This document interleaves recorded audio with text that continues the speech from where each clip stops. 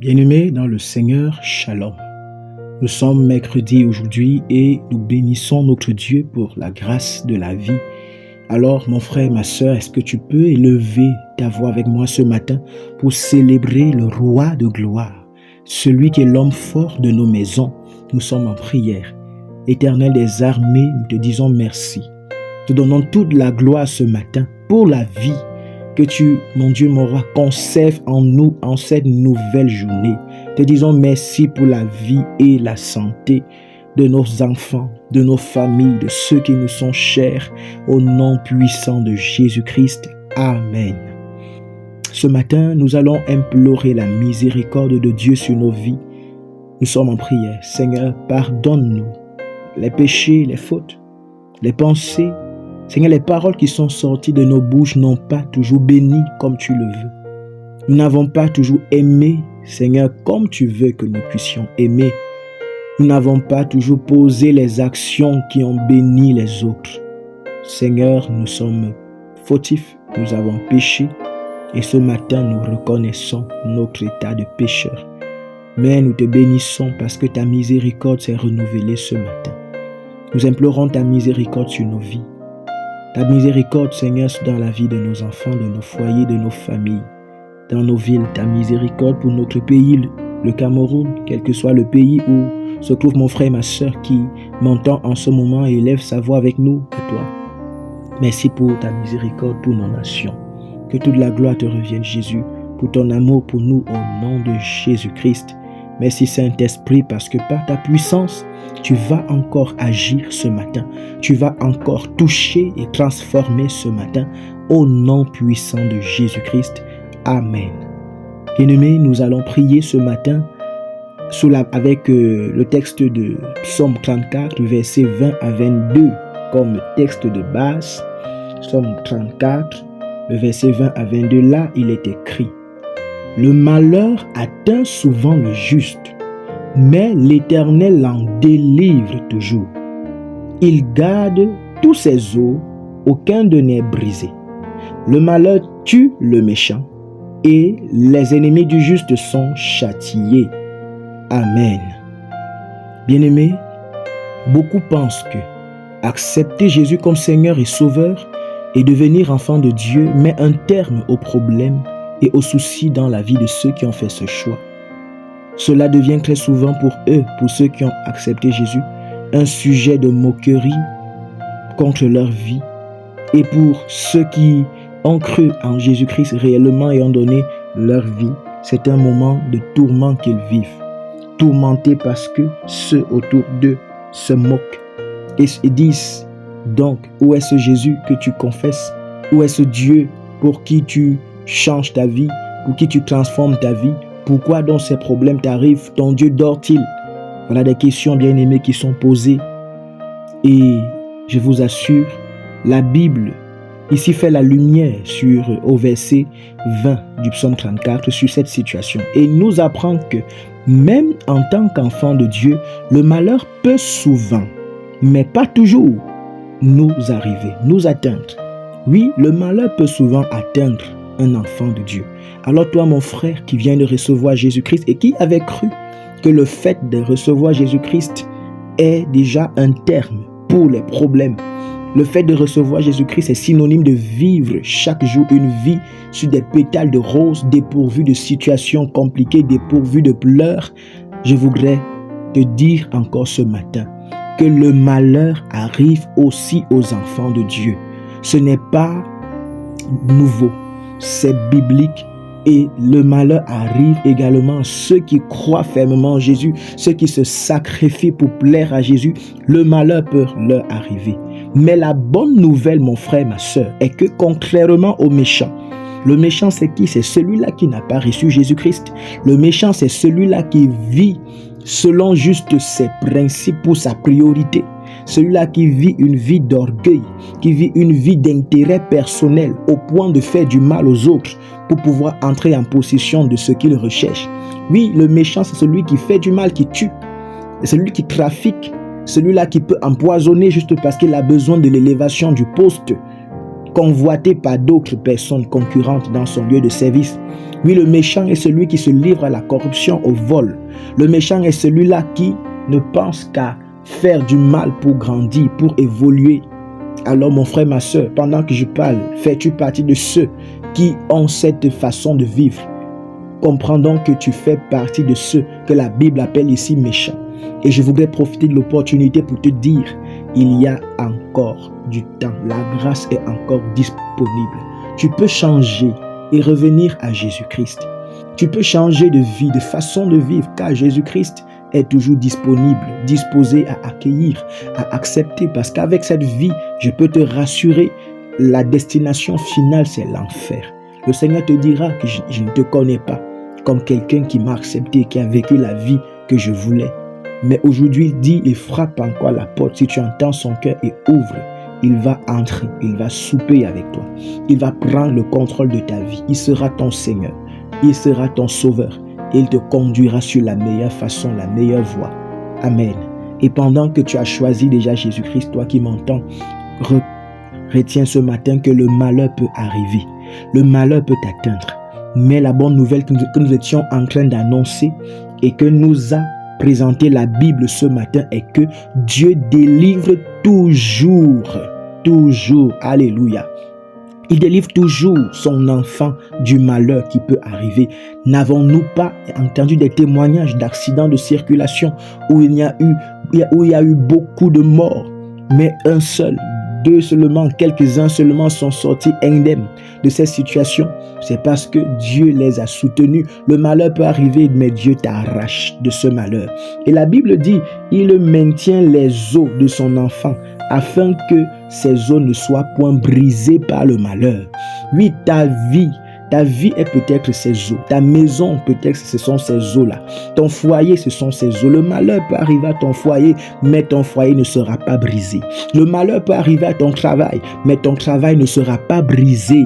Le malheur peut arriver à tes parents, mais tes parents ne seront pas brisés. Le malheur peut arriver à ta ville, mais ta ville ne sera pas brisée. Le malheur peut arriver dans ton lieu de service, mais tu ne seras pas brisé au nom de Jésus-Christ. Oui, bien-aimé, Dieu délivre toujours ses enfants. Par contre, ceux qui n'ont pas accepté Jésus, la Bible nous dit au verset 22 de notre psaume 34 que nous venons de lire que le malheur tue le méchant et les ennemis du juste sont châtiés. Alors mon frère, c'est une bonne nouvelle mon frère, ma soeur, ce matin, de savoir que pour ceux qui ont cru en Jésus-Christ, le malheur peut arriver, mais l'Éternel les délivre toujours. Alors, quel est le malheur par lequel tu passes à ce moment, mon frère, ma soeur? Quelle est la situation qui te fait mal? Parce que le malheur est une situation qui te fait mal, qui fait mal à ton âme, qui pousse ton âme à pleurer, qui te pousse à être dérangé. Mais ce matin, commence à prier, commence à présenter à Dieu ce par quoi tu es en train de passer dans ta vie.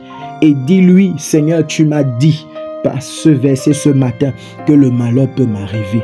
Je te dis merci parce que tu es au contrôle. Parce que bien aimé, beaucoup pensent que le fait pour eux de passer par le malheur est synonyme de ce que Jésus-Christ les a abandonnés. Est synonyme de ce qu'ils ont trop péché et Jésus-Christ est quitté de leur vie. Non, si tu as déjà reçu Jésus-Christ et que le malheur vient à arriver, ce n'est pas le fait que Jésus-Christ t'a abandonné, il est toujours là. Alors commence à dire merci à Dieu parce que tu comprends ce matin que malheur n'est pas synonyme de l'abandon. Malheur n'est pas synonyme de ce que tu es resté seul. Oh Dieu Tout-Puissant, nous te bénissons ce matin car tu nous rassures, car tu nous touches, car tu nous parles encore. Et tu nous dis Seigneur que le malheur arrive souvent, atteint souvent le juste. Merci pour mon frère, merci pour ma soeur. Je ne connais quel est le malheur par lequel il passe. Je ne connais quelle est la situation par laquelle il est en train de passer. Je ne connais pas ce qu'il fait face dans sa vie et qui le dérange. Chaque nuit, il pleure. De jour comme de nuit, il pleure, Seigneur. Il est toujours à genoux. Ses genoux sont usés devant toi parce qu'il te présente, elle te présente une situation qui lui fait mal. Seigneur, nous venons te dire ce matin merci parce que nous croyons pour certains que le fait que ces situations arrivent était synonyme de ce que tu nous as abandonnés. Mais tu nous rassures que tu es toujours là. Tu nous rassures que même s'il y a le malheur, nous sommes toujours tes enfants. Nous sommes toujours, mon Dieu, mon roi, regardés par toi. Comme la Bible dit que tu promènes tes regards par toute la terre pour veiller sur ceux qui te sont chers. Merci Seigneur parce que tes regards sont toujours sur nous. Merci pour la situation que ce frère rencontre, la situation que cette sœur rencontre. Merci pour la situation que je rencontre, Seigneur, pour les situations que nous rencontrons, la situation que ce frère est en train d'évoquer, de te présenter, d'ouvrir sa bouche, Seigneur, et élever à toi. Merci parce que tu es au contrôle. Que toute la gloire te revienne au nom puissant de Jésus-Christ. Amen. Bien-aimé, dis à Jésus-Christ que tu as dit que le malheur peut m'arriver, mais tu me délivres toujours. Alors Seigneur, j'attends ta délivrance. Souviens-toi de moi. Oui, bien-aimé, commence à faire cette prière. Commence à dire, Seigneur, j'attends ta délivrance, car tu as dit, toujours tu délivres ton enfant du malheur. Toujours tu délivres ceux qui ont cru en toi du malheur. Car tu as dit, la confusion n'est pas le partage de ceux qui se confient en toi. Oh Seigneur Jésus, commence à prier mon frère, ma soeur. Commence à dire que la situation que tu es en train de traverser là, Seigneur, j'attends la délivrance. J'attends ma délivrance. Souviens-toi de moi ce matin. Commence à le dire, bien-aimé, et le Seigneur t'écoute. Jésus t'écoute. Il dit qu'il est là. Il est auprès de nous. Il entend lorsque nous élevons nos voix à lui. Il est compatissant et sa compassion dure à toujours.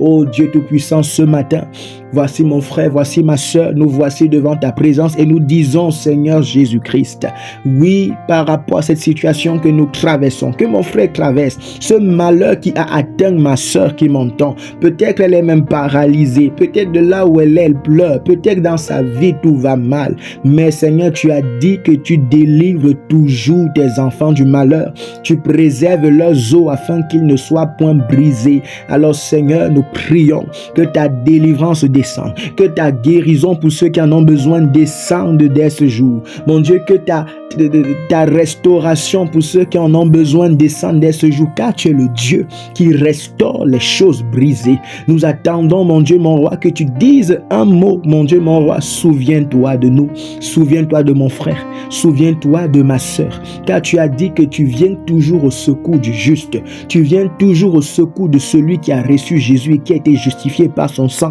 tu viens toujours au secours de tous ceux, rois de gloire, qui sont dans le malheur, mais tu, mon Dieu, mon roi, tu ne viens pas au secours, roi de gloire, tout simplement parce que nous avons des moyens, nous avons de l'argent. Non, tu viens au secours parce que tu es notre Dieu. Tu viens au secours parce que tu es fidèle à ta parole. Et ta parole nous dit que tu délivres toujours. Alors Seigneur, nous croyons en ta fidélité. Ce matin, délivre encore, Jésus. Ce matin, restaure encore.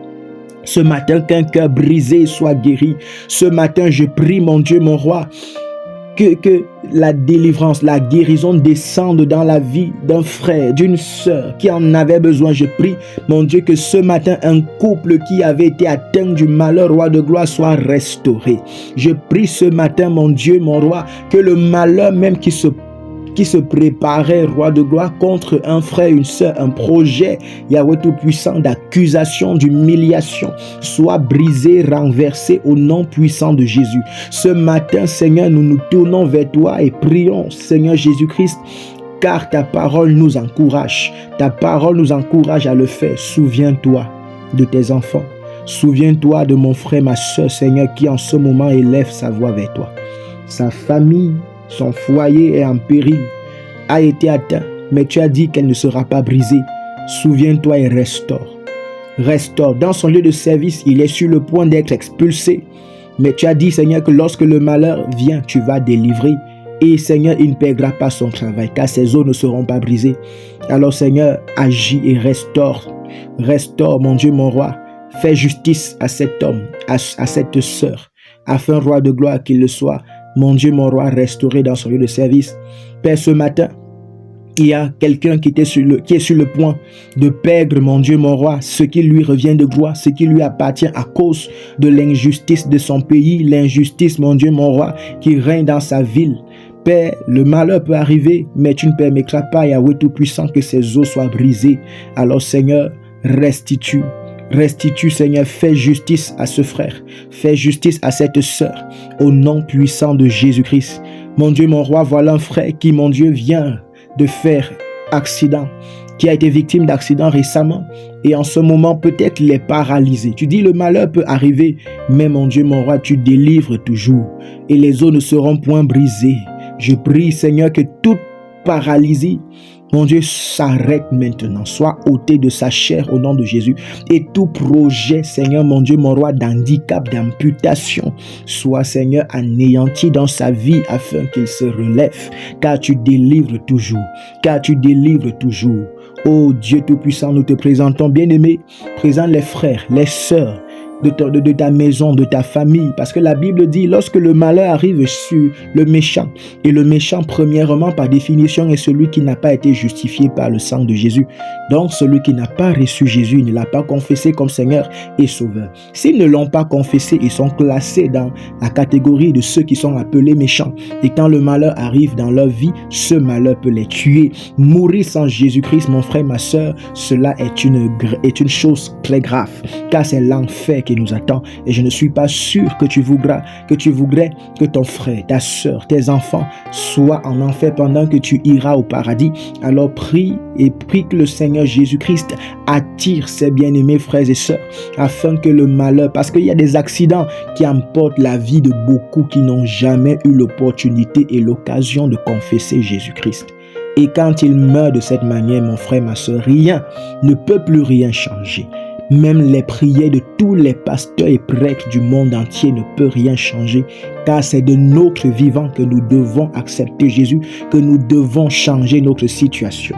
Alors prions que le Seigneur attire nos frères et sœurs, afin que le malheur ne vienne pas les tuer, afin que le malheur ne vienne pas les condamner, non seulement à la mort physique, mais également à l'enfer. Prie, bien-aimé, pour ton frère, prie pour ta soeur, élève leur nom devant le trône de grâce de Jésus, parle à Dieu en leur faveur, que le Seigneur les attire. La Bible dit, nul ne peut venir à Jésus, nul ne peut confesser Jésus-Christ s'il n'a été attiré par le Père. Prie que le Père les attire.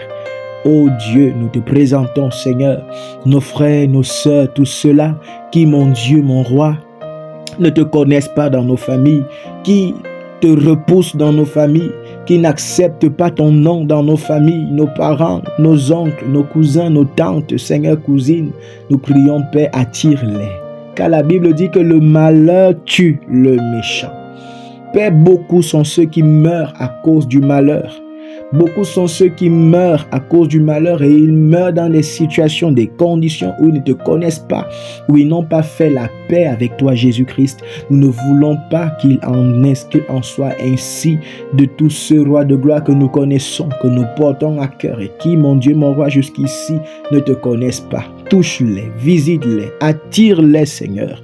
Attire-les dans ta présence, qu'ils confessent Jésus, qu'ils croient en Jésus, qu'ils changent de vie, qu'ils se convertissent, qu'ils, mon Dieu, se répandent au nom de Jésus-Christ. Oh Seigneur, merci pour ta miséricorde. Merci pour les œuvres que tu as faites ce matin dans la vie de mon frère, dans la vie de ma soeur, dans ma vie, et que toute la gloire te revienne au nom puissant de Jésus-Christ. Amen. Bien-aimés, ce matin encore, Dieu a opéré des grandes choses dans nos vies, dans ta vie, parce que nous croyons que le malheur qui nous était arrivé, Dieu s'est souvenu de nous parce que nous avons crié à lui. Et nous croyons que la délivrance est à venir. Je veux dire, la manifestation physique de cette délivrance, de cette restauration, mon frère bien-aimé, est à venir. Car la Bible dit, Jésus dit, si vous priez et croyez que vous l'avez reçu, vous le verrez s'accomplir. Donc crois en ce moment, dès ce moment, parce que tu as élevé ta voix, que tu as déjà reçu ta guérison. Tu as reçu tout ce dont tu avais besoin dans cette situation de malheur que tu traversais. Alors Dieu dit, tu vas voir cela. Peut-être vois cela. Ce futur, c'est un futur qui peut juste être dans les heures qui suivent, dans les minutes qui suivent, dans les jours, les semaines ou les mois qui suivent. Mais rassure-toi que si tu crois que ta parole, ta prière de ce matin, quel que soit le moment où tu as fait cette prière, a changé la situation. Tu vas voir cela s'accomplir. Que la grâce, la présence de Dieu, la paix de Dieu nous accompagne tout au long de cette journée au nom puissant de Jésus-Christ. Amen.